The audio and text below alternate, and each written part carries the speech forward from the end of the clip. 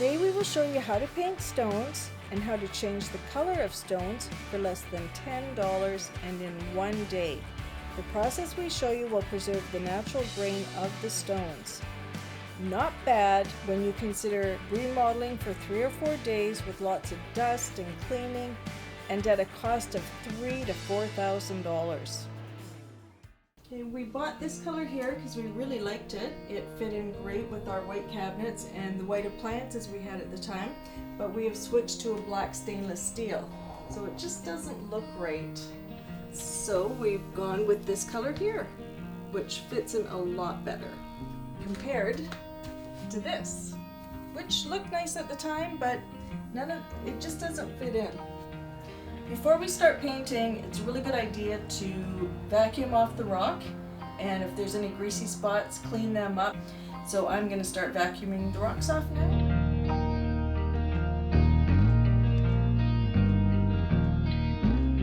I'll have to start taping. If you don't have frog tape, a hack you can do is use regular green painter's tape and use this type of caulking. This is caulking, not silicone. It goes on white, but it dries clear. You put your tape along your edges, but you leave a little space, and that way you can take this and just run it down here. Okay, so I'm gonna take my frog tape, and whatever you do, make sure you always put it back in there, because I actually put it down and got it a bit wet, which is going to kind of mess it up a bit. It's really important to make sure that this is really clean too. We have just gotten an acrylic black paint that's paint and primer, and we just have the multi-surface white paint. We're using this color because this is a color we wanted, that we like. You can choose whatever color you like, mix it how you want, but this is how we're going to do it, and I will show you now how. So we're going to use one of these, and we're just going to put in 5 mils. Whoa. Okay. Now we're going to put in the white. We're adding 30 mils of white. So now we're going to fill these up so they go up to 2 ounces. Just regular tap water is fine. So we need to make sure that we're really stirring it up good, otherwise we're not going to end up getting all the paint we need. It's going to get stuck to the bottom. So stir it really well. Okay.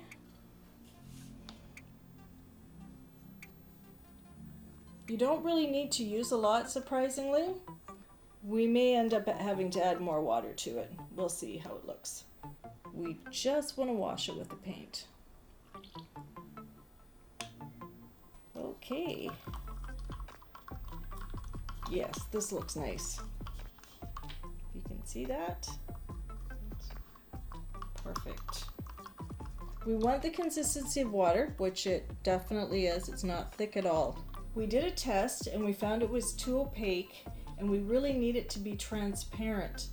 When it's transparent, it shows the grain of the stone still, which is what you want. That way it'll look realistic. If it's too opaque, it'll just look like you've painted your stone, which is not the look we're going for.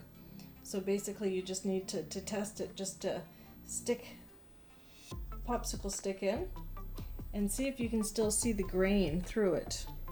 So the recipe we ended up using was 5 mils of the black, 30 mils of the white, and 200 mils of water.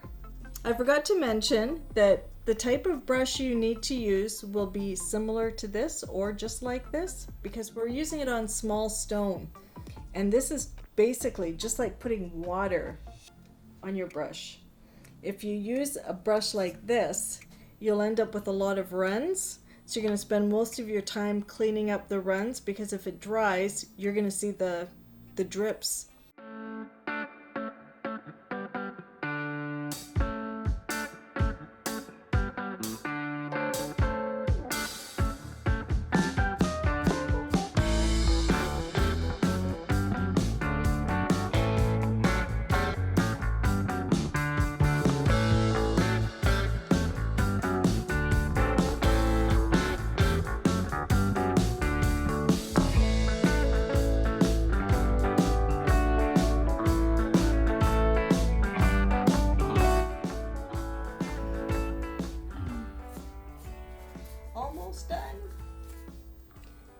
So the last 6 stones.